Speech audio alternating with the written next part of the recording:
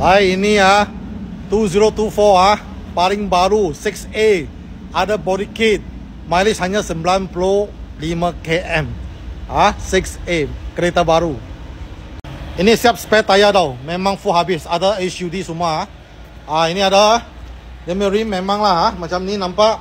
Ada kamera confirm standard, ada BSM standard. Lepas itu dia ada DIM. HUD tak semesti ada, ni ada. Dia ada lagi itu microslip detector lagi. Memang dia banyak full lah. Tapi dia kereta baru lah, sebab dia memang mileage sekarang kita boleh nampak sini 91 km. 91 km saja nampak. Tak clear 91 km saja.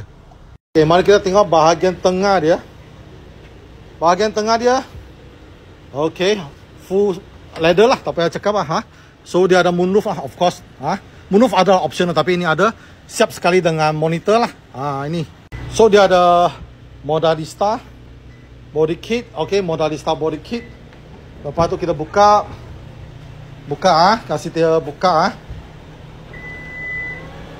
Okay, lepas tu kita tengok dalam, dia ada spare tire, as I say. Tak payah risau lah, semua ada lah. Dalam dia memang kereta baru, sebab dia 6A bukan 5A. 5A surat bagus lah, ini 6A. Boleh tutup ni, power. Okay, ini unit 2024 condition macam baru, kereta baru lah. Dijual harga 361,000. Kalau you nak murah lagi, Kento ada 340 lebih sahaja. Tapi mileage 5,000 sudah jalan lah, tanpa body kit lah. Kalau berminat, boleh lojak Kento.